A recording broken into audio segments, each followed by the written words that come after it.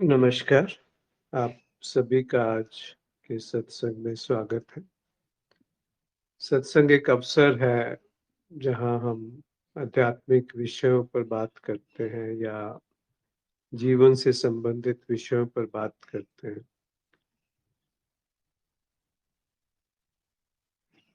तो यहाँ पर एक मौका है जब हम संवाद कर सकें किसी भी बात पर या ऐसी कोई चीज़ जो हमें समझ नहीं आती है उस पर, या कोई विषय है उसको यहाँ हम साझा कर सकते हैं। या कोई और मित्र इसको संचालित करना चाहते हैं अपनी तरह से इस ग्रुप में, तो वो भी आगे आके कर सकते हैं। तो जब कुछ प्रश्न इकट्ठे हो जाएंगे तब यहाँ पर हम किया करेंगे। कुछ इस बार प्रश्न है, कुछ एक दो लोगों ने अपनी बातें यहाँ रखी हैं, वहां से शुरू करते हैं। एक मित्र ने लिखा है कि मुझे लगता है कि एक समय जरूर आता है जब स्वयं के प्रवाह से किसी भी अन्य प्रकार के प्रभावों को त्यागना ही पड़ता है और स्वयं के प्रवाह के आगे नतमस्तक होना ही पड़ता है, वो भी सिर्फ स्वयं के लिए। शायद स्वयं के विरुद्ध बाहरी अस्तित्व के प्रति समर्पण भी बचने का एक प्रयास ही है। तो काफी अच्छा मनन है, पर इसमें थोड़ा और गहराई में उतरना आवश्यक है कि जब हम कहते हैं कि स्वयं के प्रवाह से किसी भी अन्य प्रकार के प्रभावों को त्यागना ही पड़ता है और स्वयं के प्रवाह के आगे नतमस्तक होना ही पड़ता है। तो यहाँ हम जो स्वयं शब्द का उपयोग किया गया है वो क्या है, उसको समझना बहुत आवश्यक है। क्योंकि हो सकता है कि ये जो हम स्वयं जिसको कहते हैं ये भी एक आरोपित बात हो,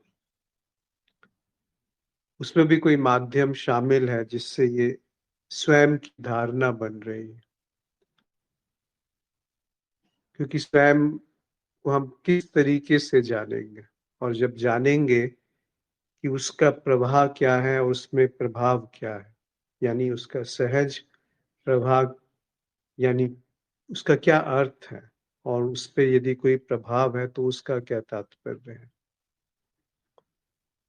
तो वहां पे यदि हम रुक गए तो ये अंतिम बात ही लगती है कि इसमें वो सारे प्रभाव जो विलय हो सकते हैं, जिनका लय हो सकता है, वो बात सच नहीं है।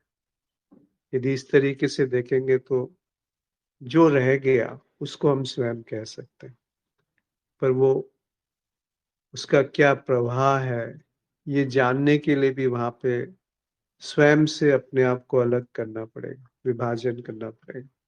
क्योंकि बिना विभाजन किए वो जानना भी संभव नहीं है कि ये प्रवाह है कि प्रभाव है। तो यदि उस तरह से देखा जाए तो बात सही है। शायद स्वयं के विरुद्ध बाहरी अस्तित्व के प्रति समर्पण भी बचने का एक प्रयास ही है। जी हाँ।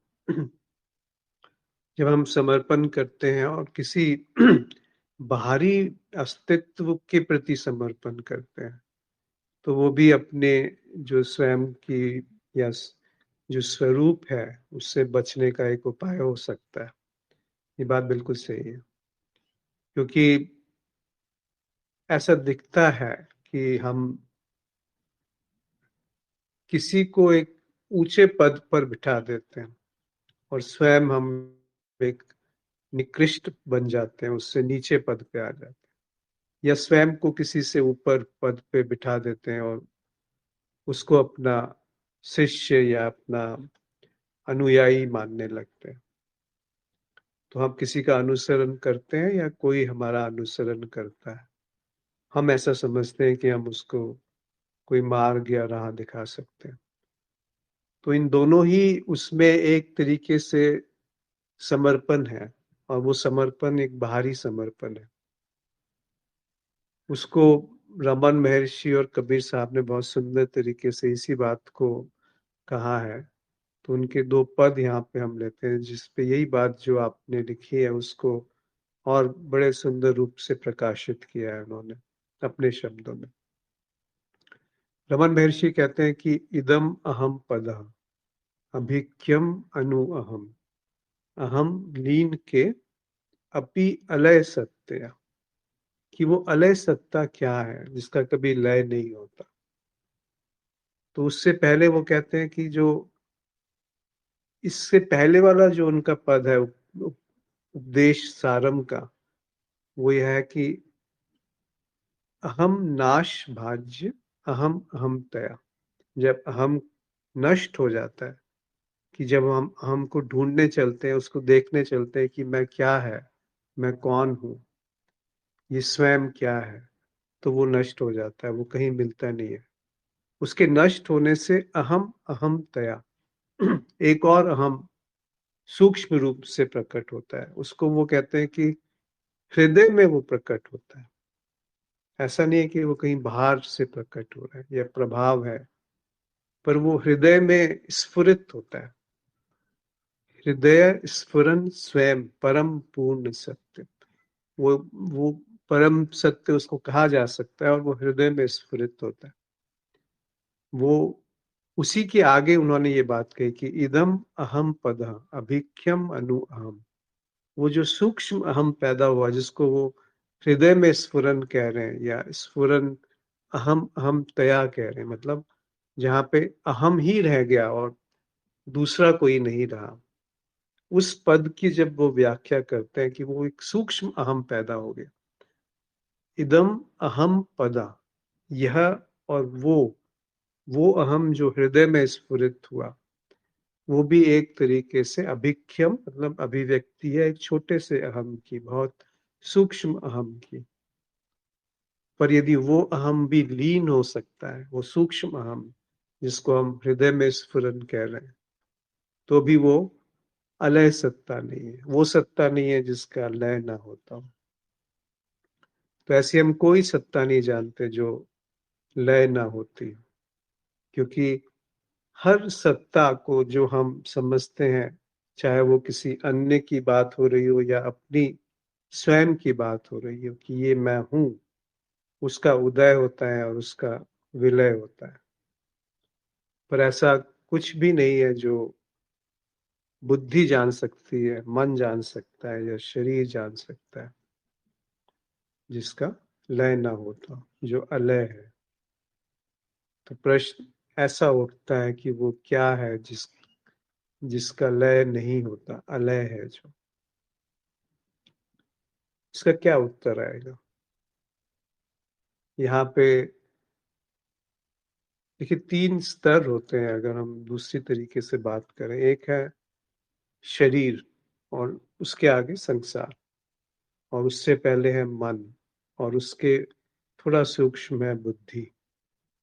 तो शरीर के स्तर पे जब वो प्राण शरीर में होते हैं, तो भूख प्यास, मुझे भूख लगी, मुझे प्यास लगी, इस तरह की प्रवृत्तियां चलने लगती। मन के स्तर पे सुख और दुख निर्मित हो जाते हैं, संकल्प विकल्प विचार। और बुद्धि के स्तर पे कर्ता भाव और भोक्ता भाव निर्मित होता है कि मैंने किया, मैंने जाना, मुझसे हुआ।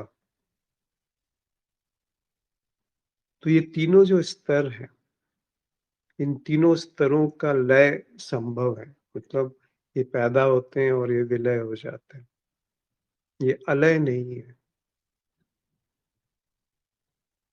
तो इन तीनों के बाद हम किसको स्वयं कहते हैं? वो है अनु अहम, जिसको महर्षि कह रहे हैं कि जब वो अनु अहम भी यदि लय हो रहा है, तो फिर वो बात नहीं है जिसकी तरफ वो संकेत कर रहे हैं। कई बार हम उस हृदय के स्फुरन को, जिसको हम स्वयं समझ बैठते हैं, उसको अंतिम बात समझने लगते हैं, तो वो उसको भी एक तरफ कह देते हैं। या इसको दूसरी तरीके से कहेंगे तो वो कहते हैं कि ये जो अनु अहम है, वही है अंतिम बात। पर फिर वहां पे थोड़ा सावधान होने की जरूरत है कि उसका कोई सिद्धांत ना बना हो, उसका कोई विचार ना हो, वो कोई ऐसी चीज ना हो जो हम ग्रहण कर सकें या त्याग कर सकें। उसमें कोई त्यागने वाला नहीं है, उसमें कोई ग्रहण करने वाला नहीं है, वहां पे द्वैत ही नहीं है। वो है, उसको अलय कहा जा सकता है, जिसका कोई लय नहीं है, जिसमें कोई विलय, जिसका विलय संभव नहीं है, जिसका आदि नहीं है, जिसका अंत नहीं है, जो समय में नहीं है, जो स्थान में नहीं है। इन प्रश्नों का उत्तर नहीं आता कि वो कौन सी सत्ता है जो अलय है, क्योंकि जो भी उत्तर आएगा वो लय में आएगा। कहीं ना कहीं वहां पे विभाजन है, द्वैत है, कोई ना कोई वहां पे उत्तर को ग्रहण करने वाला शेष बच गया। उसी बात को कबीर साहब अपने ढंग से कहते हैं कि ये सब गुरु हैं हद के, बेहद के हैं नाही, बेहद आप ही उपजे, अनुभव के घर माही। जो भी हम गुरु और शिष्य, जो सीखा जा सकता है और जो सिखाया जा सकता है, इस तरह की जहां भी बात होती है वो हद की बात है। वो उसकी बात है जो लय हो सकता है, वो उसकी बात है जो सीमित है। पर बेहद के गुरु नाही, बेहद सीखा नहीं जा सकता और ना सिखाया जा सकता। बेहद आप ही उपजे, वो स्वतः उपजता है, जिसको रमन महर्षि कहते हैं स्फुरत हृदय स्वयं। खुद ही वो उपजता है, खुद ही वो प्रकाशित है, पर उसको आप किसी को बता नहीं सकते, सिखा नहीं सकते, दिखा नहीं सकते। वो खुद प्रकट होता है। वो सीखने, सिखाने, देखने, दिखाने से परे है। अनुभव के घर में, ऐसा नहीं कि अनुभव से वो प्रकट होता है, अनुभव के घर में वो पाया जाता है। अनुभव और जो अनुभव को जान रहा है, जहां ये दोनों भेद समाप्त हो गए, तो वो बेहद वहां उपजा हुआ पाया जाता है। हमारे किसी कृत्य से उसको नहीं उपजाया जा सकता, वो आप ही उपजता है। यहाँ पे थोड़ा रहस्य है कि ऐसा कैसे संभव है, तो उसको अलग अलग तरीके से लोगों ने बयान किया है, पर उसका कोई सीधा उत्तर नहीं है।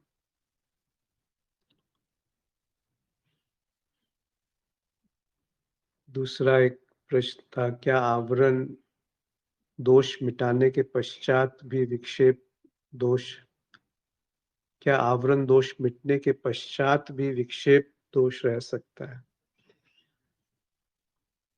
अर्थात एकत्व का बोध होने के बाद भी नानात्व प्रतीति रह सकती है। 3 शब्दों का उपयोग किया गया माया के संदर्भ में, मल, विक्षेप और आवरण। कई जगह 2 ही होते हैं, विक्षेप और आवरण।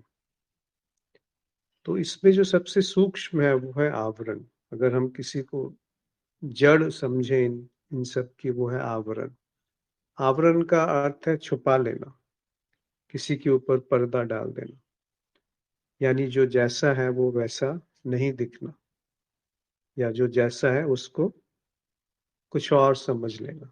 और विक्षेप है तो जो असल स्वरूप है, वो जो छिप गया, उसको कुछ और मान करके उस मानी हुई बात को सच समझ लेना कि ऐसा ही है, ये बात ही सही है जो मैं जान रहा हूँ, देख रहा हूँ, समझ रहा हूँ, जान सकता हूँ, देख सकता हूँ या समझ सकता हूँ, वही सत्य है।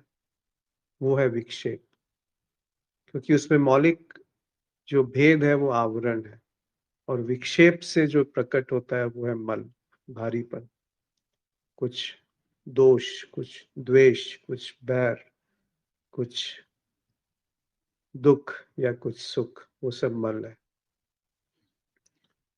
तो आप पूछ रहे हैं कि क्या आवरण दोष मिटने से के पश्चात भी विक्षेप दोष रह सकता है।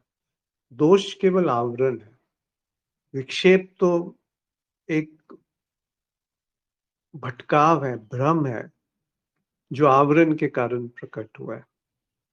जैसे रेगिस्तान में पानी, तो पानी तो दिख रहा है पर वो पानी है नहीं।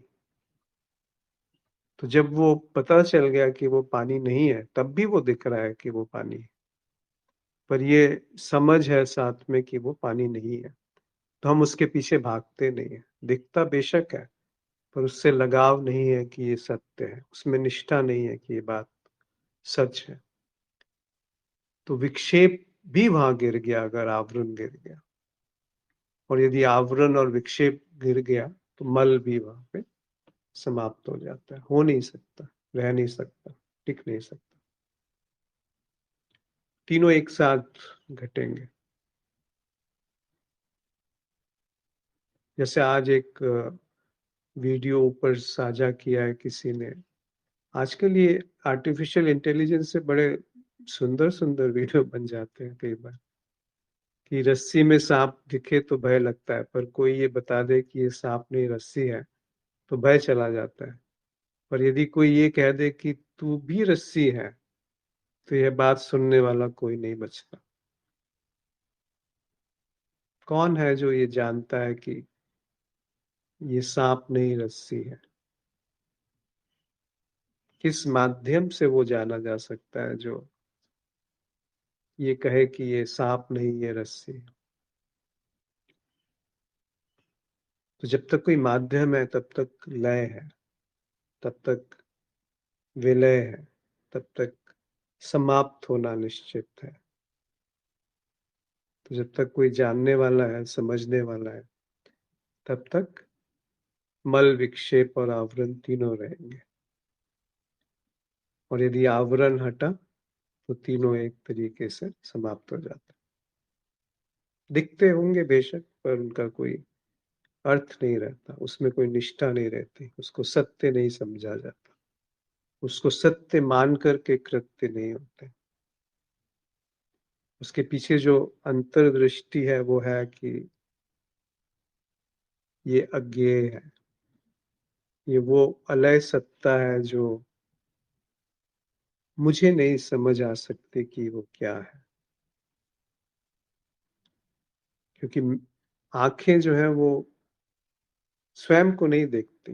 अगर आंखों को स्वयं को देखना है तो दर्पण की आवश्यकता पड़ती है, एक माध्यम की आवश्यकता पड़ती है, अन्यथा आंखें स्वयं को नहीं देख सकती। इसी तरीके से जो शरीर, मन और बुद्धि के परे है, वो किस माध्यम से जानेगा कि वो है? यदि कोई माध्यम नहीं है तो वो नहीं जान सकता कि वो है। और वो माध्यम आवरण है। यदि वो आवरण नहीं है तो जाना ही नहीं जा सकता कि मैं हूं। कैसे जानेंगे आप बिना मल, विक्षेप और आवरण के? तो कहीं ना कुछ खोट, त्रुटि, विक्षेप या आवरण शेष रह ही जाता है। उसकी अंतिम दशा को शायद रमन महर्षि कहते हैं, इदम अहम पदम अभिख्यम अनु अहम। वो जो अनु, छोटा सा अहम, अहम तया के बाद भी जो अहम रह जाता है, यदि वो लीन हो गया तो समझिए कि वो अलय सत्ता नहीं है, वो सत्ता नहीं है जो स्वस्फुरत है। वो हमने उसकी एक सिद्धांत बना करके उसको मन में बसा लिया, बुद्धि में समा गया, या उससे हम कुछ पाना चाहते हैं, या उससे हम दूसरे को बता सकते हैं। उसको कबीर साहब कहते हैं कि बेहद आप ही उपजे। नहीं बता सकते, क्योंकि ये जो बताया जा रहा है, जो अभी कहा जा रहा है, इसको सुनकर के भी हम उसकी एक अनु अहम के रूप में वो प्रकट हो सकता है, एक बहुत सूक्ष्म अहम के रूप में वो अभिव्यक्त हो सकता है।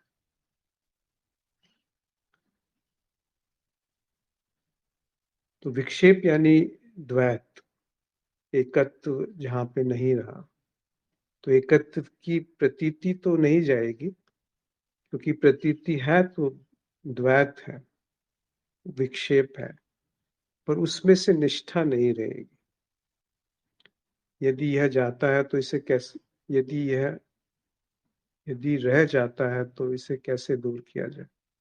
ये जो कैसे दूर करने की वृत्ति है, जो भाव है, वही सबसे सूक्ष्म अहम है। कि हमें लगता है कि हम इसे दूर कर सकते हैं, पर वो कौन है जो इसे दूर करने चला है, जो द्वैत को मिटाने चला है। द्वैत में रह के ही तो आप द्वैत को मिटाएंगे। जितना हम द्वैत में रह के द्वैत को मिटाएंगे, उतना द्वैत और दृढ़ होता जाएगा। तो आवरण का हटने का अर्थ है कि जो भी है, जैसा भी है, वैसी ही वहां पे स्वीकृति है। अभी जैसे कृष्ण कहते हैं कि देवी ही एषा गुणमयी मम माया दुरत्यया मामेव ये प्रद्यन्ते मायाम एताम तरन्ति ते। तो अभी जो मल विक्षेप और आवरण है, माया की शक्तियां हैं, माया के गुण है, त्रिगुणात्मक जो सत्व रज तम, या ये जो तीन गुण है, इन तरीके से वो माया अभिव्यक्त होती है। और उसके पार जाना बहुत कठिन है। तो जो मुझको समर्पित होता है, जो मुझ में ही समर्पित होता है, वही उसके पार जा सकता है। वो मेरी माया के पार जा सकता है। तो बड़े काव्यात्मक रूप से कहा गया है। कभी ऐसा लग सकता है कि बहुत अभिमान है कि कह रहे हैं कि जो मुझे समर्पित होगा उसी की वही पार हो सकता है। पर उनका आशय ऐसा था कि जहां पर मैं और मेरा नहीं है, जहां पर कोई जानने वाला नहीं है, जहां पर द्वैत नहीं है, तो माया अपने आप को प्रकाशित कर देती है उस रूप में जिस रूप में वो है। तो हम यदि कैसे दूर करने चलेंगे तो फिर हम स्वयं को बना के रखेंगे। किस तरीके से कि पहले मैं थोड़ा सा नीचे था, अब थोड़ा ऊपर हो गया, या पहले मैं ऊपर था, अब थोड़ा सा नीचे आ गया, या कोई और है जो मुझसे ऊपर है और मैं नीचे हूं। तो वो फिर बेहद आप ही उपजे वाली बात नहीं रहेगी। उसमें समय नहीं है।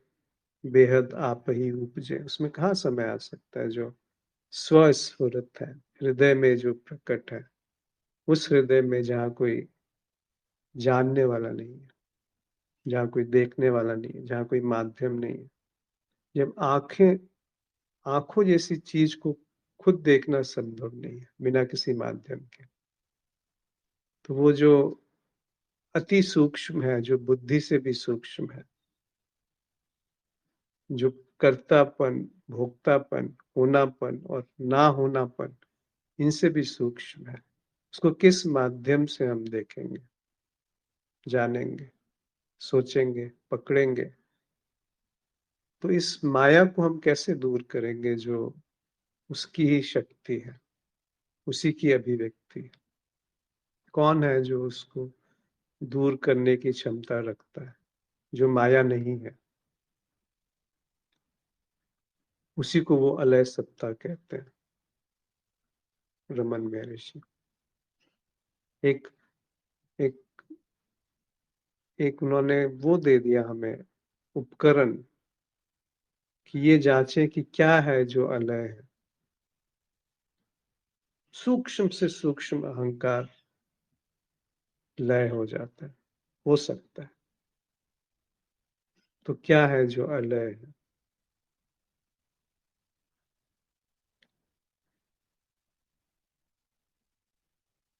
जिसके जीवन में आवरण तो सर्वदा ना हो, परंतु विक्षेप है, तो उसे ज्ञानी कहेंगे या अज्ञानी।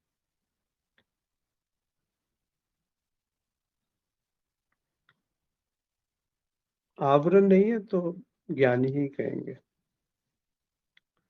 प्रत्येक शरीर में अलग अलग साक्षी होता है या सभी शरीर में एक ही साक्षी होता है, यह या सभी शरीर में एक साक्षी होता है, यह जानना चाहता हूं।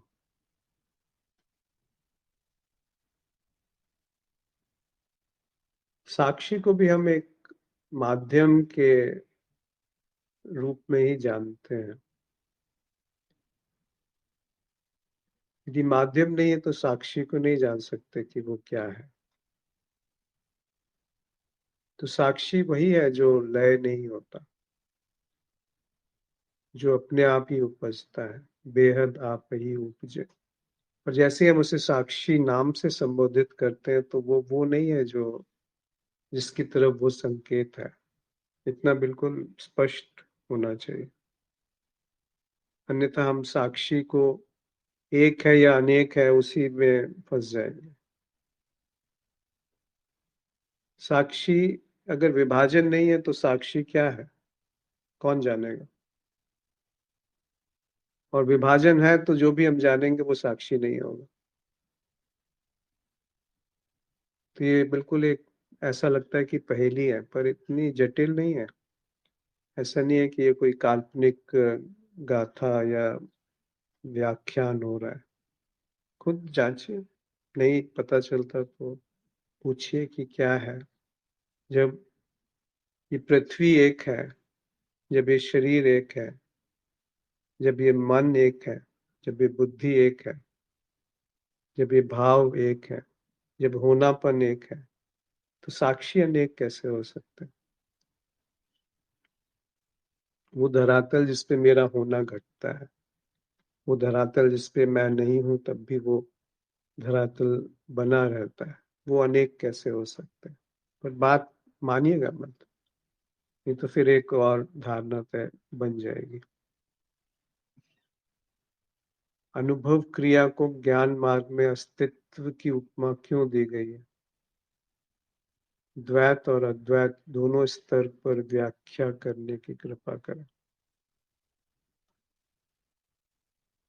कोई भी व्याख्या जो है वो पूर्ण नहीं हो सकती।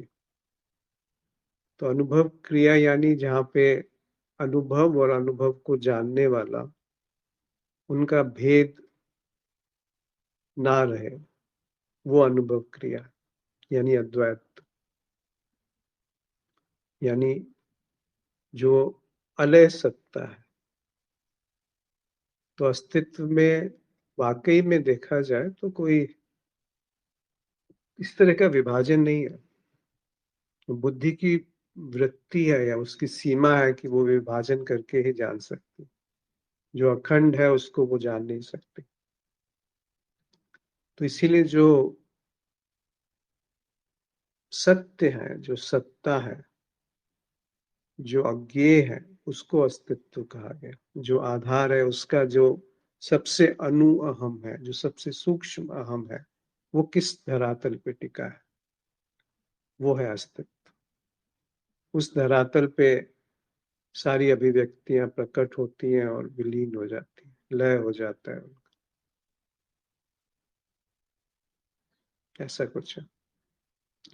तो द्वैत और अद्वैत का स्तर पे कैसे हम व्याख्या करेंगे। हर व्याख्या द्वैत के स्तर पे ही होगी। अद्वैत के स्तर पे कोई व्याख्या शेष नहीं रह जाती, वहां बस होना मात्र है। पर वो होना मात्र का भी यदि अभाव है, उन दोनों के बीच में क्या है, मेरा होना और मेरा नहीं होना। जैसे निद्रा में मेरा अपनी जो अलग इकाई है, केंद्र है, उसका अभाव हो जाता है। इन दोनों के बीच में क्या है, जब मैं होता हूं और जब मैं नहीं होता हूं, वो है अलय सत्ता। जहां ये दोनों लय होते हैं और विलय होते हैं, प्रकट होते हैं और विलय होते हैं।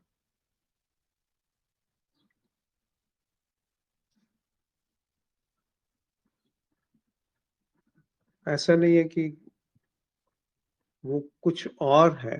जैसे सागर है और वो सागर ही लहर बन गया है, तो वह खुद ही है जो अस्तित्व है, जो साक्षी और साक्ष्य के रूप में विभाजित हो गया, जो अनुभव करता और अनुभव के रूप में विभाजित हुआ है। पर असल में कोई विभाजन नहीं। वो जो विभाजन दिखता है वो आवरण है, भ्रम है जो विभाजित विभाजन जैसा दिखता है, अविभाजित होते हुए भी विभाजित प्रतीत होता है। ज्ञान वृत्ति से अज्ञान जाता है, किंतु क्या यह आजीवन बनी रह सकती है? आप किस वृत्ति की बात कर रहे हैं? ज्ञान वृत्ति आजीवन बनी रह सकती है या अज्ञान वृत्ति? क्योंकि एक ही ज्ञान के अनेक अनेक पंथ हैं, और अभी भी मुझे ही नई चीज को जानने की प्रबल इच्छा होती है, और तब तक उसे नहीं त्यागती जब तक वह उसी छोर तक न पहुंचा दे। कौन है जो त्याग रहा है ज्ञान को या अज्ञान को? क्या इसे अपना प्रारब्ध समझूं या चित्त का व्यर्थ भटकाव? प्रारब्ध जैसा क्या होता है? जब तक विभाजन है तो प्रारब्ध है, अन्यथा क्या है प्रारब्ध? किसका प्रारब्ध? कौन सी वो केंद्र या इकाई है जो अपने प्रारब्ध को भोग रहा है, या जो संचित कर्म को साफ करने चला है, या आगामी कर्म बनाने चला है, स्वच्छ करने चला है? बात तो बहुत पीछे छूट गई।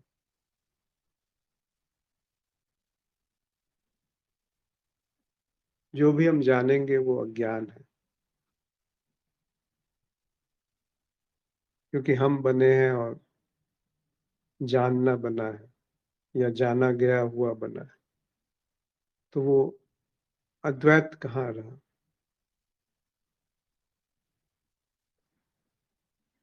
ऐसा कुछ है शायद।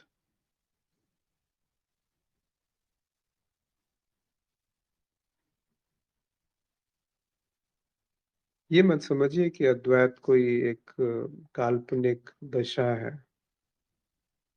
ऐसी दशा जिसमें हम प्रवेश कर सकते हैं, हम बने रहें और वो दिख जाए कि अद्वैत क्या होता है। और दूसरा, ये मत मानिए कि अद्वैत जैसा कुछ सत्य होना ही चाहिए क्योंकि शास्त्रों में लिखा है या किसी ने कहा है। और ये भी मत समझिए कि क्योंकि अद्वैत का अनुभव नहीं हुआ, नहीं हो सकता, तो वो ऐसा कुछ होता ही नहीं है। ये सारी चीजें कोई ऐसा मन को बहलाने का कोई प्रपंच नहीं है, यहाँ कोई खेल तमाशा नहीं है कि कुछ भी कह दिया जाए। ये जो बात कही है ऋषियों ने शास्त्रों में, वो बात सत्य है, लेकिन वो बात जब हम बुद्धि से जानते हैं तो वो असत्य हो जाती है। क्यों? क्योंकि जो कहा गया, जिस भाषा का उपयोग किया गया, जिस माध्यम का उपयोग किया गया, वो माध्यम हम वैसा ही ग्रहण नहीं कर सकते जैसा जिस तरीके से वो अभिव्यक्त किया गया था, जिस धरातल से उसको कहा गया था। अभी आदि शंकर ने कुछ कहा तो हम कैसे उसे ग्रहण कर पाएंगे? किस हमें कुछ माध्यम चाहिए, और उन्होंने जो कहा वो भी किसी माध्यम का उपयोग करके कहा गया। फिर हमने एक माध्यम से उसको ग्रहण किया, और हम बने हुए हैं, और वो भी बने हुए हैं, और ज्ञान भी बना हुआ है। तीनों बने हुए हैं। कैसे?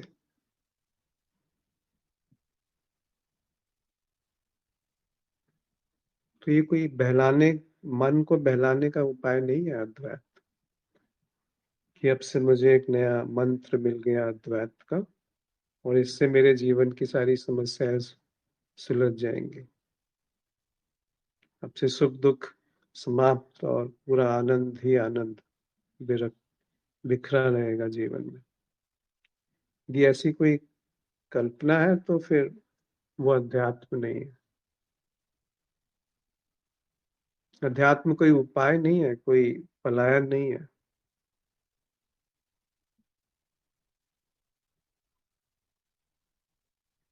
संसार ही अध्यात्म है।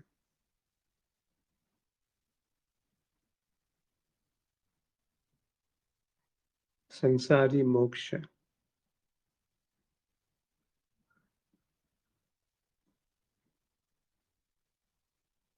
बिना संसार के मोक्ष बताइए क्या होता है?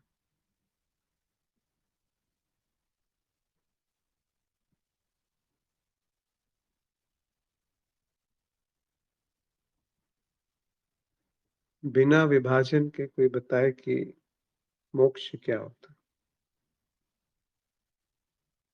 और विभाजन है तो कोई दिखाए कि विभाजन कहाँ पर? यदि वो धरातल जिस पे विभाजन या बुद्धि जो प्रथम तल है कर्ता और भोक्ता के बनने का, वहां पे यदि प्रश्न है कि कौन है जो करता है, इस शरीर में इतनी सारी क्रियाएं घट रही हैं, कौन है जो कर रहा है? हम नहीं कहते कि सांसें चलती हैं तो मैं चला रहा हूँ, हृदय धड़क रहा है तो मैं धड़का रहा हूँ, खाना खाते हैं उसका जो खून बन रहा है तो मैं खून बना रहा हूँ। लेकिन एक चीज को एक जगह से दूसरी जगह उठा के रख दिया तो मैंने किया। मेरा ज्ञान, मेरा प्रेम, मेरा गुरु, मेरा पद, मेरी मान, मेरी प्रतिष्ठा, मेरा वो द्वैत का सिद्धांत या द्वैत में निष्ठा,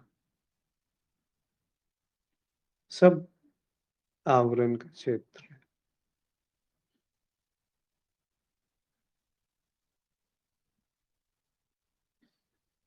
बिना आवरण के क्या है?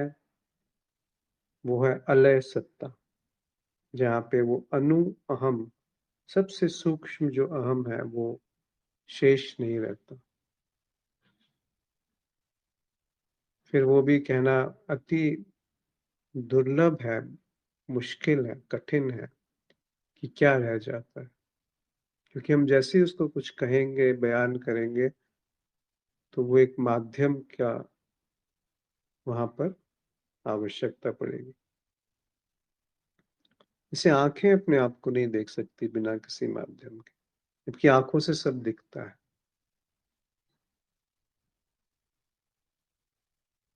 एक दर्पण की आवश्यकता होती है आंखों को खुद को देखने के लिए।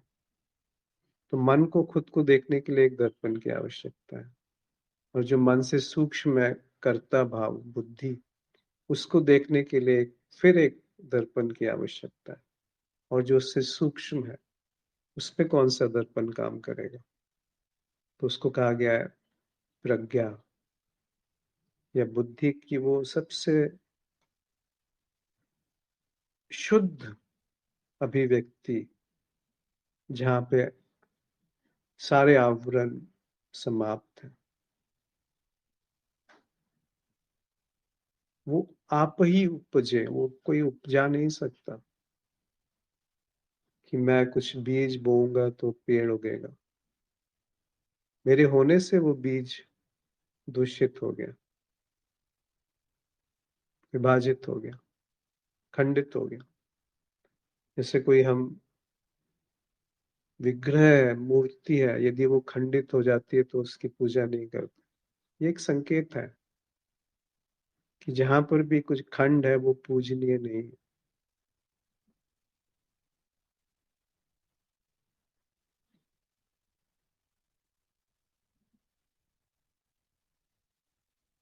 पूजनीय नहीं है अर्थात वो सत्य नहीं है, उसकी कोई सत्ता नहीं है।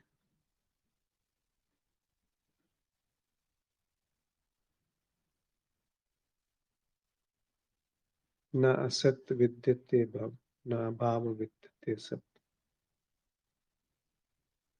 असत की कभी कोई सत्ता ही नहीं रही और सत्य का कभी अभाव नहीं हुआ। जो तत्वदर्शी है वो इस बात को देख लेते हैं।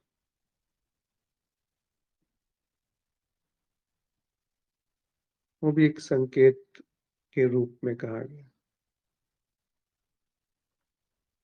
जी, कोई मित्र कुछ कहना चाहते हैं? तो कोई भी प्रश्न हो आगे से इसी ग्रुप में डाल दें या अलग से भेज दें, तो जब थोड़ी-सी बातें इकट्ठी हो जाएँगी तो इसको सत्संग में ले लेंगे। अन्यथा थोड़ा-सा इसमें बीच-बीच में कहने को नहीं है, अगर हम क्योंकि सिखाया नहीं जा सकता, तो क्या कहेंगे? कहते हैं ना कबीर साहब, बेहद आप ही उपजे, खुद उपजता है वो। कितनी बार आप सुनेंगे उसको, तब वो उपजेगा। कितनी हम तैयारी करेंगे कि वो उपज जाए। कितना हम पात्र को साफ करेंगे कि उसमें वो पात्रता उतर जाए कि वो अद्वैत को संभाल ले। क्यों हमारी समझ में ये सूक्ष्म रूप से बैठा हुआ है कि हम सक्षम है उस अद्वैत को झेल सकने के लिए, काबिल है। वो है अनु अहम। हम हृदय के स्फुरन को भी एक अहम बना लेते हैं। आगे इसके जो उपदेश सारम में रमन महर्षि कहते हैं कि विग्रह इंद्रियां प्राण धी तमह ना अहम एक सत तत् जड़म ही असत। हम इन सबको जड़ कर देते हैं। विग्रह यानी शरीर, इंद्रियां यानी यहाँ पे वो मन कह रहे हैं, प्राण यानी हम समझते ही हैं कि प्राण और शरीर के मिलन से हमें चेतना का अनुभव होता है, भूख प्यास का अनुभव होता है। धी यानी बुद्धि, सूक्ष्म रूप से बुद्धि जो सबसे उत्कृष्ट बुद्धि है। और तमह यानी अंधकार, पर यहाँ पे उनका तमह का अर्थ है आनंद। तो वो जो पंच कोश हैं, अन्न, प्राण, मन, ज्ञान और आनंद, ये सारे जो कोश हैं ये आवरण है। रमन महर्षि कहते हैं ना, ये सब अहम के ही एक रूप है। ना हम एक सत तत् जड़म ही असत। जब तक अहम है तो ये सब जड़ है, और अहम नहीं है तो ये सब जीवंत है। अहम नहीं है, बस यही एक सत्य है। और वो उस को अनु अहम की तरफ लेके जाते हैं कि अहम अहम तया। जब हम ये खोजने जाते हैं कि मैं क्या है, मैं क्या हूँ, ये अहम क्या है, पहले हम मन को देखने जाते हैं कि सुख दुख कहाँ है। तो पाते हैं कि वहां पे जो अहम की वृत्ति है, जो मेरे होने का भाव है, उस पे ये सुख दुख टिका हुआ है। फिर उसको ढूंढने जाते हैं कि ये मेरे होने का भाव क्या है। अहम अहम कुतो भवति चिन्वता, अयि पतत अहम निज विचारणम। तो दिखता है कि अहम जैसा कुछ होता ही नहीं है। फिर वो कहते हैं जब ये दिखता है कि हम जैसा कुछ नहीं होता, अहम नाश भाज्य अहम अहम तया, तब जाकर के वो एक हृदय में स्फुरन की तरह से होना मात्र शेष रह जाता है। स्फुरित हित स्वयं परम पूर्ण सत्य, उसी को उन्होंने सत्य कहा। और उसको भी आगे जाके वो एक तरीके से खारिज कर रहे हैं कि यदि वो भी एक छोटे अहम के रूप में बना रह गया, इदम अहम पदः अभिख्यम अनुहम, उसको भी एक अनुरूप पे छोटे रूप में वो अहम बचा रह गया। अहम लीन के अपि अलय सत्य, वो अहम जिसका लय नहीं होता वही सत्य है। तो वो जो स्फुरन है, अगर वो आप ही उपजा, मतलब स्वयं से उपजा हुआ है,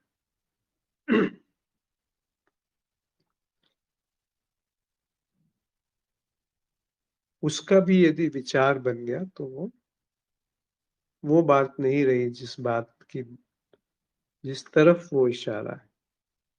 जी, कोई मित्र कुछ कहना चाहते हैं? आज की बात में या किसी और विषय में?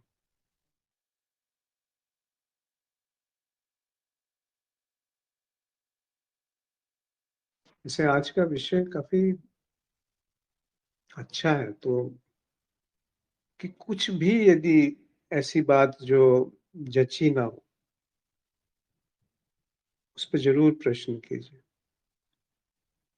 बेझिझक। मानिए मत और अनावश्यक रूप से प्रश्न मत कीजिए कि खाली प्रश्न करना है इसलिए प्रश्न करना। पर यदि कुछ ऐसा है जो लगता है कि नहीं ऐसा नहीं है, उस पे ज़रूर प्रश्न कीजिए।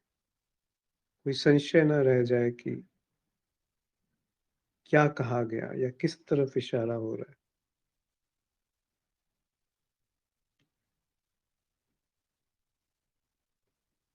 अन्यथा इतने स्पष्ट रूप से कई बार ऐसे संत कह जाते हैं कि वहाँ पे कुछ कहने को शेष नहीं रहता,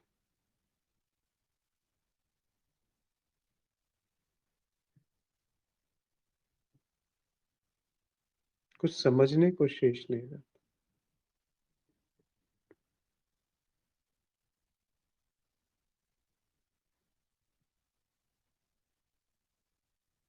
जी, कोई कुछ कहना चाहते हैं?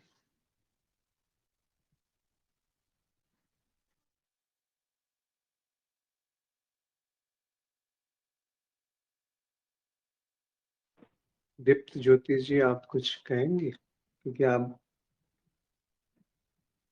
यदि आप कह सकती हैं।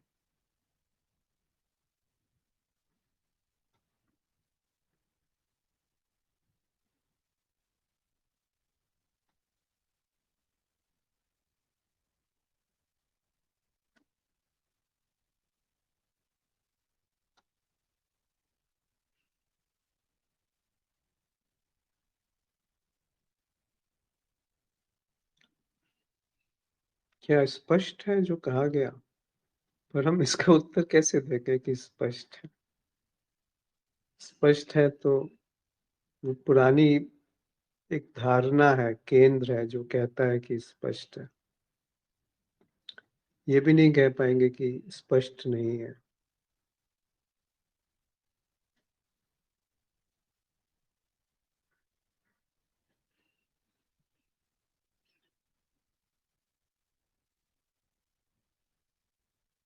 इतना साफ है सामने, कैसे कहेंगे कि स्पष्ट नहीं है? और यदि कहें कि स्पष्ट है तो कौन है जो कहेगा कि स्पष्ट है?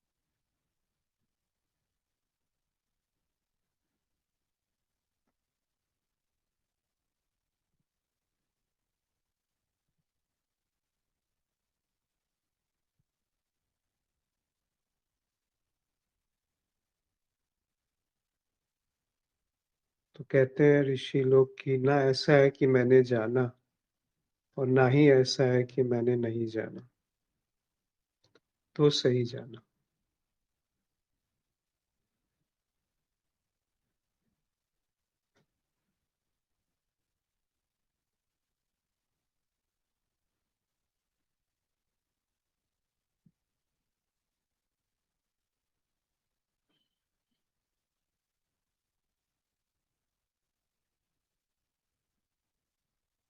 शोभा जी ने लिखा है, जब इतनी सारी अनुभव आदि हैं फिर भी अस्तित्व की संभावना मात्र क्यों कहा जा रहा है?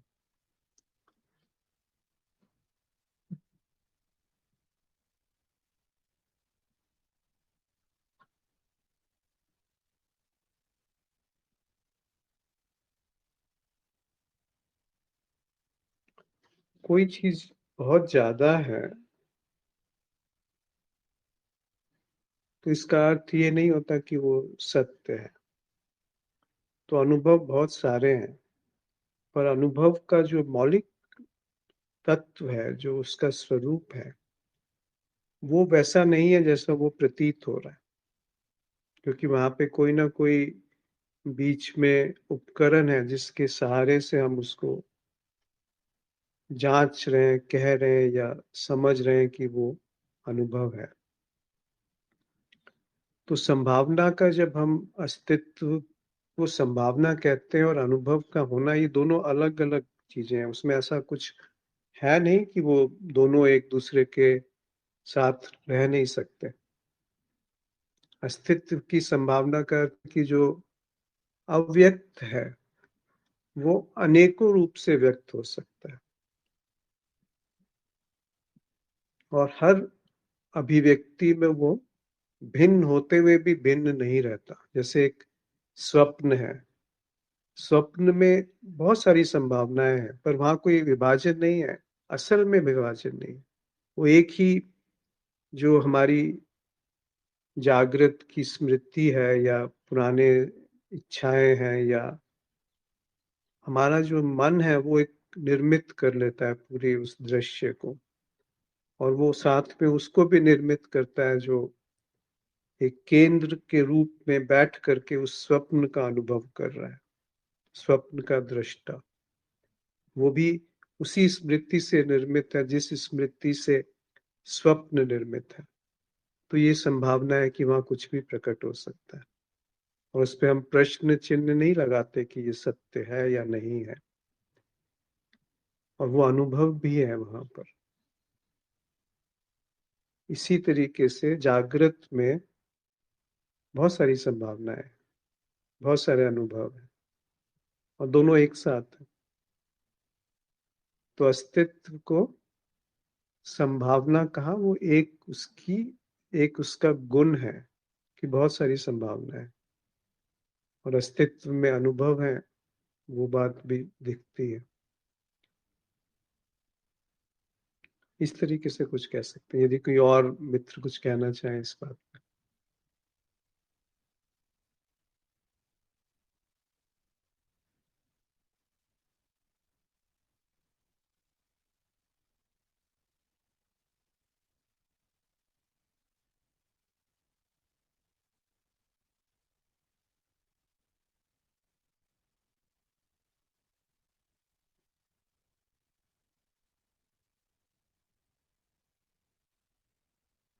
स्पष्ट हुआ शोभा जी?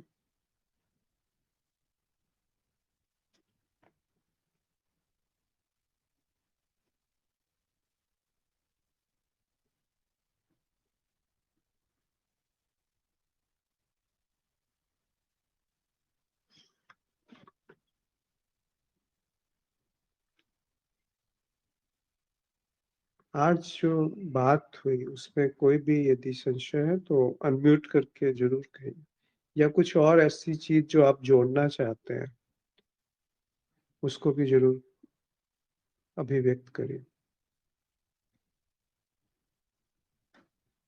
ऐसा मत समझिए कि एक ही चीज को हजार तरीके से कहा गया है, तो वो जो एक है वो अनेक हो गया। उसमें उलझने की भी जरूरत नहीं है कि इसने ऐसे कहा, उसने वैसे कहा। जी, कोई कुछ कहना चाहते हैं? भीष्म नारायण जी। जी जी, प्रणाम, सबको प्रणाम। बातें तो सारी आ गई, बस थोड़ी सी ये जो आपने गीता का श्लोक एक लिखा है और एक उसमें कहा, उस पे कुछ बोलने का मन हो रहा था। दैवी ह्येषा गुणमयी मम माया दुरत्यया। दैवी ह्येषा, ये सत्व रज तम, ये जो गुण है दैवी है, गुणमयी, यही तीन गुण हैं और ये तीनों गुण क्या है? दैवी। ये जो अक्सर हम लोग प्रयास करते हैं कि अभी तमोगुण में है तो रजोगुण में चले जाएं, रजोगुण में सतोगुण में चले जाएं, क्या हो रहा है? एक हद तक, एक स्तर पे ये बात ठीक है, नाटक में ठीक है कि तमोगुणी में तकलीफ होता है, रजोगुणी थोड़ा उससे अच्छा है, सतोगुणी सुख देता है। लेकिन इसी किताब में ये भी लिखा है कि सत्वगुण सुख की इच्छा से बांधता है। ये तीनों गुण ही बंधन है। हम क्या कर रहे हैं, केवल स्थिति बदल रहे हैं, वहां से जा नहीं रहे। कमरे में एक चेयर से हट के दूसरे चेयर में, दूसरे चेयर से हट के बिस्तर में हैं, उसी कमरे में ही, उससे निकलने का प्रयास नहीं कर रहे हैं। परिस्थितियां बदल के क्या करेंगे, यही तो रहेंगे। तो दैवी, ये दैवी है, प्रयास सफल नहीं होगा इसमें। इन प्रयासों को छोड़ देना, सब कुछ छोड़ देना। जो है सो सदा से है ही है, सो सुंदर है सदा, नहीं सो सुंदर ना है नहीं सो परगट देखिए, है सो दिखे ना। बस इतना, यही हमको सिखाया भी गया। जो है सब झूठ है, ये झूठ को झूठ जान लेना, बस वही स्थिति है। अब उसको इस नहीं को है में हम बनाते रहें, उसको साबित करते रहें, तो ये खेल लंबा हो जाएगा। दैवी हेषा गुण माया, गुणमयी मम माया दुरत्यया है, इसको जीत नहीं सकते। कितने ऋषि मुनि बन जाओ, चाहे जो कुछ हो जाओ, स्वयं परमात्मा भी हो जाओ, ये जीता नहीं जाएगा। दैवी हेषा गुणमयी मम माया है दुरत्यया, ये मम है, ये आपकी है। देखो, कृष्ण कोई अलग नहीं है, अलग कोई आइडेंटिटी नहीं है। 6 बार गीता में कहा है, अहम आत्मा गुणाकेश। ये जो तुम्हारी भीतर, जो तुम्हारा होनापन है ना, वो मैं हूं। स्वयं उसके सामने खड़े होके कहते हैं, पांडवा नाम धनंजय, पांडवों में धनंजय मैं हूं।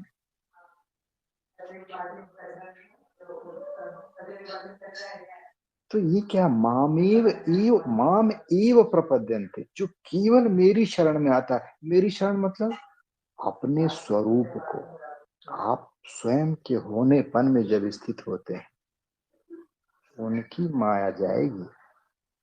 वो तीनों गुण से परे परे होंगे। इनको हटाने का जो भी प्रयास करेंगे, अरे गुणों से ही तो गुणों को हटाने का प्रयास हो रहा है, तो गुण में ही तो है। जिस दिन हमारी हर चाहना बंद हो जाए, कुछ ना सोचें, कुछ ना जाने, कुछ ना पाए,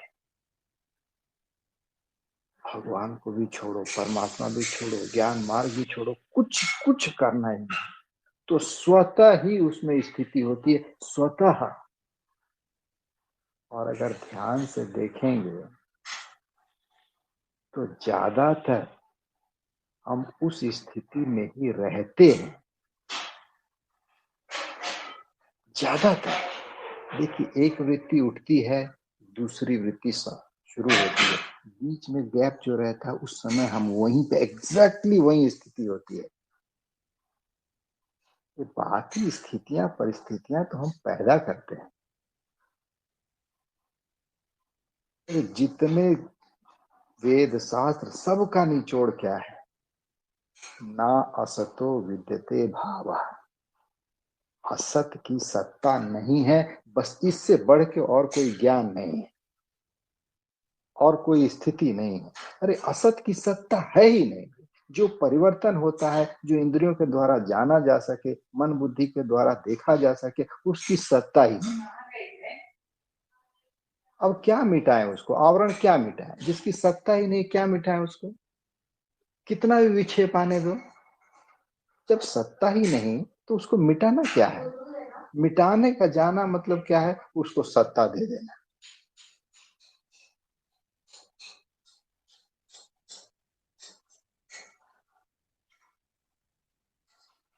जब कृत्य कृत्य हो जाएंगे, ज्ञात ज्ञातव्य हो जाएंगे, प्राप्त प्राप्तव्य हो जाएंगे, ये सब बाजार समाप्त, सब बाजार खत्म।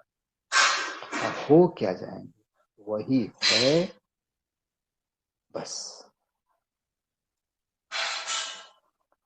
जी, प्रणाम। जी, आभार आपका। एक प्रश्न ईला जी ने पूछा है कि साक्षी भाव के विषय में कुछ बता सकते हैं, नए साधक को क्या सावधानी अपनानी चाहिए इस साधना में।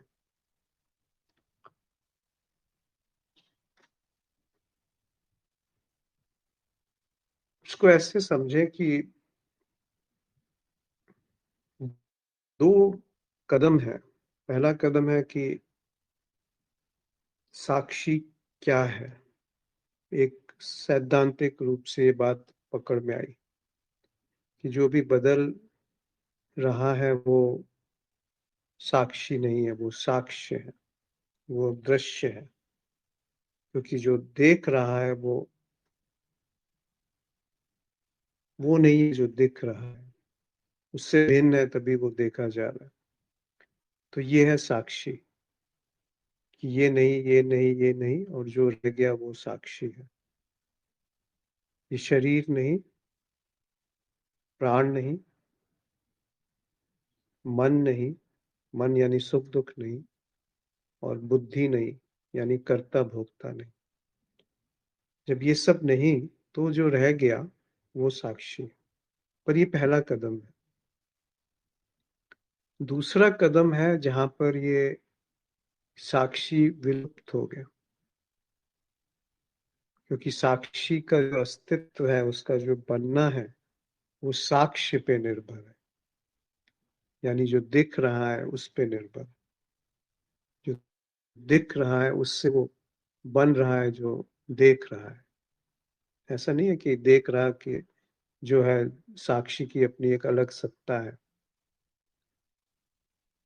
वो सत्ता एक पहले कदम में बनाई जाती है ताकि ये स्पष्ट हो जाए कि जो भी कुछ बदल सकता है, जो दिख सकता है, वो नहीं है जो देख रहा है। पर बात यहाँ समाप्त नहीं होती। यदि इसी चीज को हम पकड़ के रखें तो वो साक्षी भाव है कि शरीर में बदलाव हो रहे हैं, उसको देखा जा रहा है। विचार बदल रहे हैं, उनको देखा जा रहा है। भावनाएं बदल रही हैं, उनको देखा जा रहा है। कर्ता भोक्ता आ रहा है जा रहा है, उसको देखा जा रहा है। तो ये साक्षी भाव है। यानी एक देखने वाला बना हुआ है और कुछ देखा जा रहा है, उस वो भी बना हुआ है। पर ये बात फिर बहुत दूर तक नहीं जाती, क्योंकि वहां पे फिर एक द्वैत की जो स्थिति है वो बनी हुई है। एक साक्षी है और एक साक्ष्य है। एक देखने का क्रम चल रहा है और एक साधना चल रही है। एक साधना आप कब तक करेंगे? कितनी करेंगे कि ये साक्ष्य जो है सुधर जाए, या साक्षी सुधर जाए, या उसमें से कुछ मैलापन, मल को समाप्त किया जा सके, या विक्षेप को हटाया जा सके, या आवरण को हटाया जा सके। कौन है जो ये साधना कर रहा है? क्या वो साक्षी है कि वो साक्ष्य है? आप जुड़ सकते हैं इला जी, अगर आप बोल सकते हैं, अनम्यूट करके बताइए।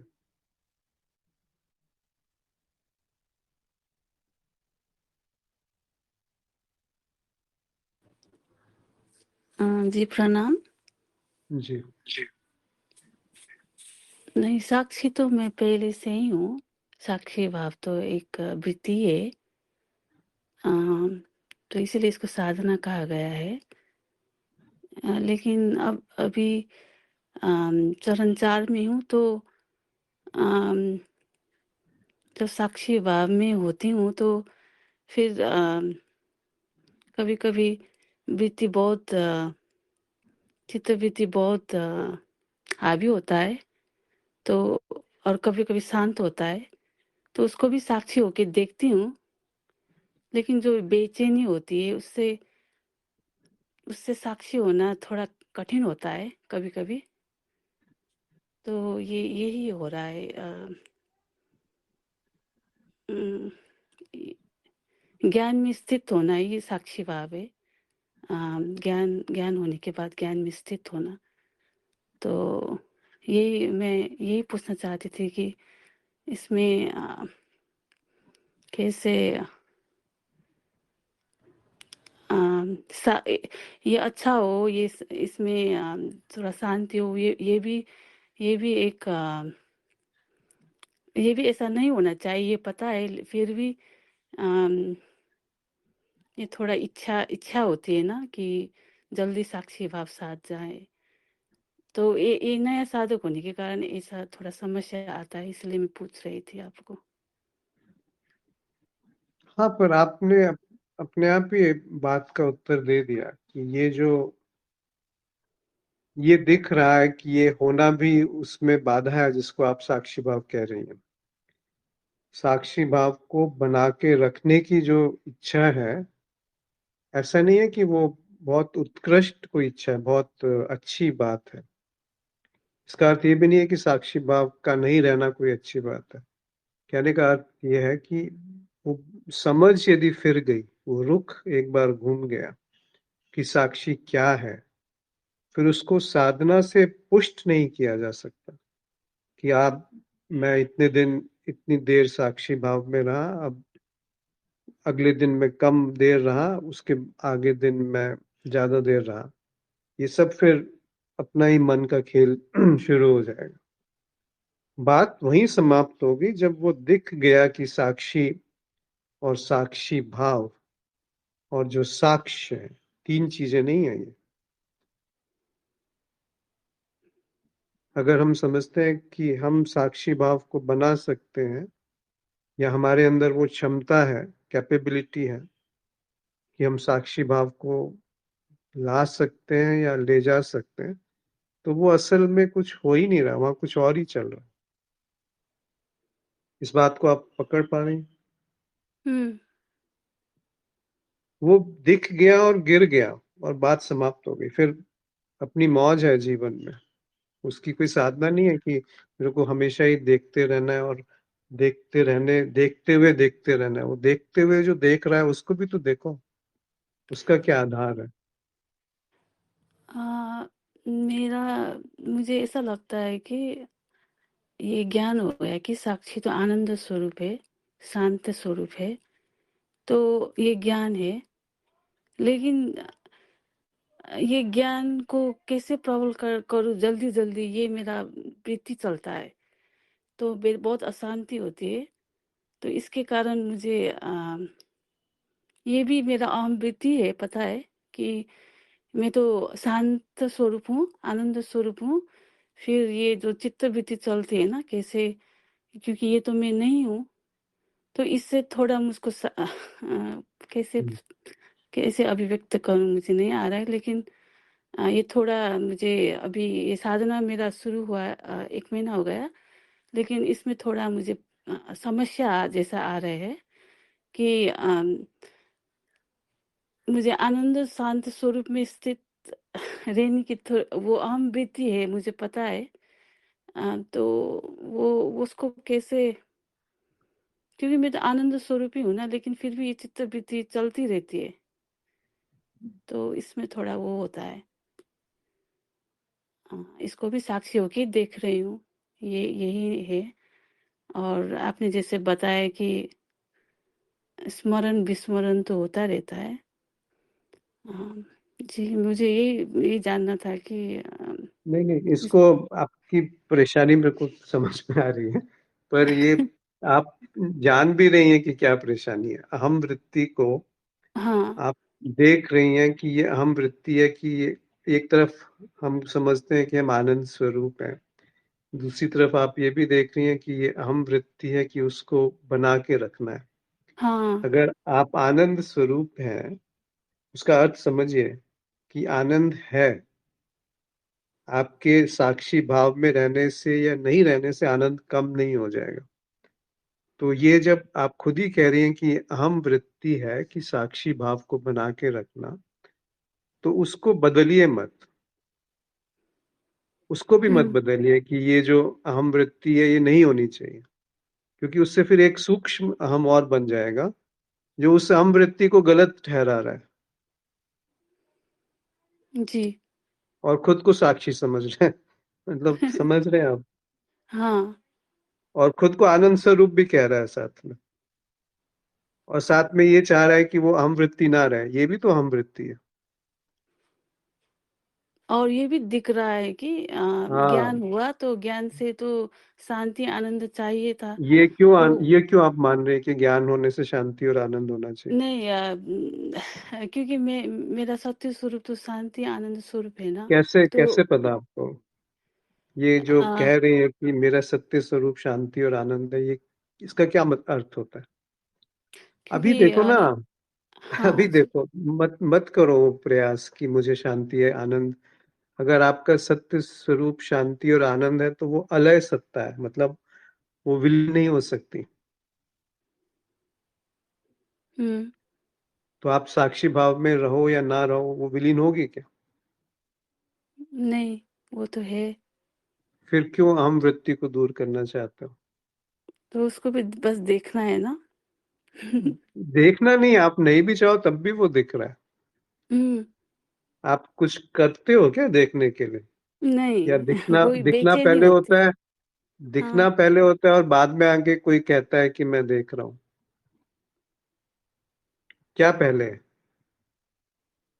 एक नहीं, वो साथ साथ होते हैं। हाँ, साथ साथ भी नहीं होता, पहले होता है। दिखना तो पहले हो ही रहा है ना।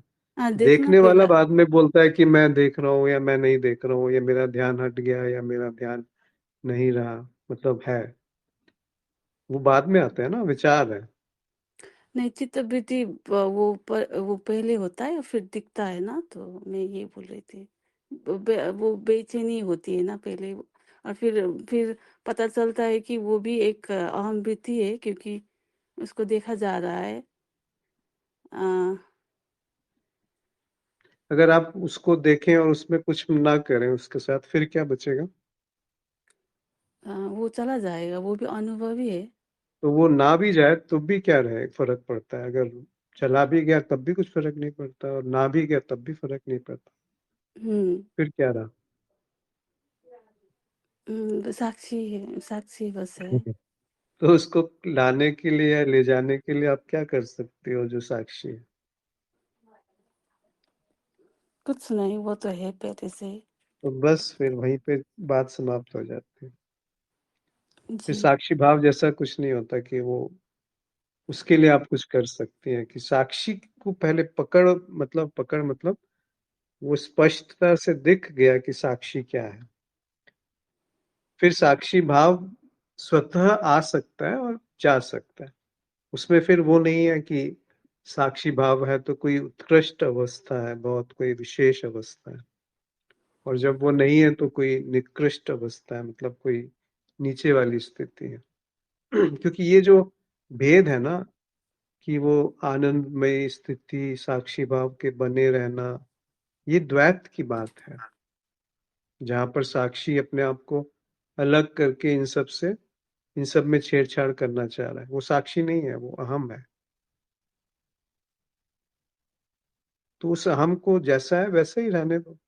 अगर अभी ये वृत्ति है कि मुझे साक्षी भाव में रहना है और मैं उससे कुछ छेड़छाड़ नहीं करता, तो अहम वृत्ति समाप्त हो जाएगी। अहम बनता ही तब है जब भविष्य या भूत बनता है, या कोई इच्छा पैदा होती है कि जो अभी है वो किसी वजह से पूरा नहीं है और उसको कुछ और होना चाहिए। तो वो जो हमारी कल्पना है वो आरोपित हो जाती है, जिसको विक्षेप कहते हैं।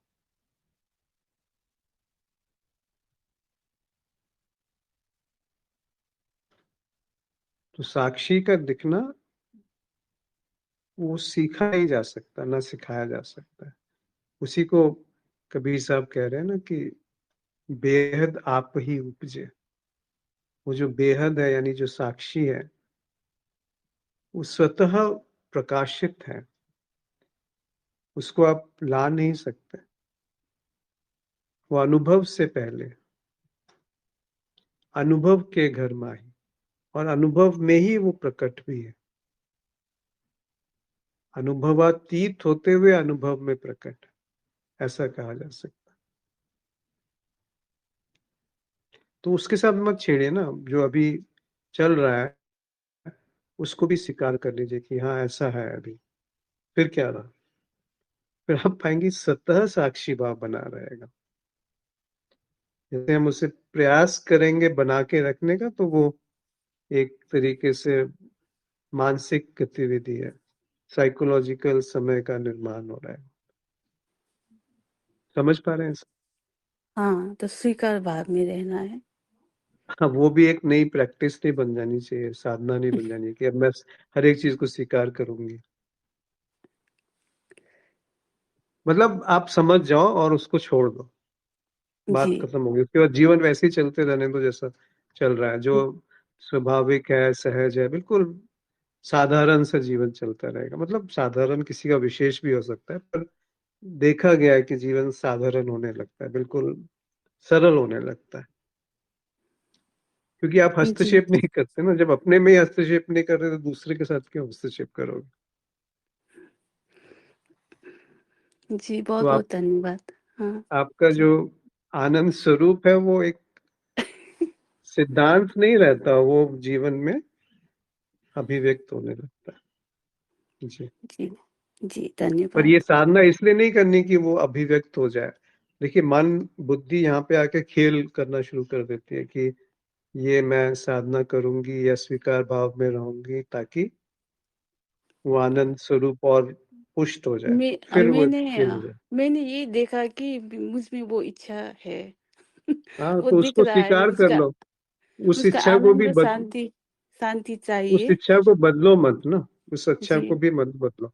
तो आप एक कदम बस पीछे हट जाओ, जो भी अभी का तथ्य है उससे बस हुँ, एक कदम पीछे हट जाओ, कि उसको नहीं बदलना। मुझे देखना है कि हाँ, अच्छी बात है, ये इच्छा है कि ये आनंद बना रहे, ये साक्षी भाव बना रहे। फिर क्या बचा?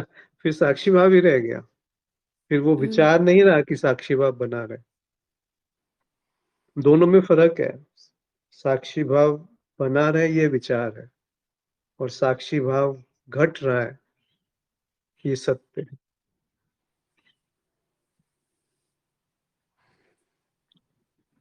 जी। तो बहुत जी, ज्यादा भार उठाने की जरूरत नहीं है, आराम से जीवन, हुँ, बस एक बार वो दिख गया फिर आगे बात समाप्त हो जाती है। जी। जी, धन्यवाद। चलिए, तो आज यहीं पे हम लोग समाप्त करते हैं। आप सबका बहुत आभार। यदि किसी का कोई प्रश्न शेष रह गया तो लिखें, या कोई ऐसा विषय जो अगले सप्ताह लाना चाहते हैं उसको ला सकते हैं, या कोई वार्ता में आना चाहता है अगले सप्ताह तो वो बता दें। तो जिस इस तरह से जो संवाद होता है ना, उसका कोई तात्पर्य है, उसका कोई अर्थ है। नहीं तो जो मोनोलॉग होता है कि एक बोले जा रहा है और दूसरे को क्या पता चल रहा है वो पता नहीं चलता। तो थोड़ा गहराई में अब जाना अच्छा है, कि केवल बात ही न रह जाए, और वो बात से थोड़ा जीवन में उतरने लगे, तो आप पाएंगे कि कुछ है जो संवाद में साथ चलने में सुलझ जाता है, आसान हो जाता है। जी, आप सबका बहुत आभार आज जुड़ने के लिए। नमस्कार।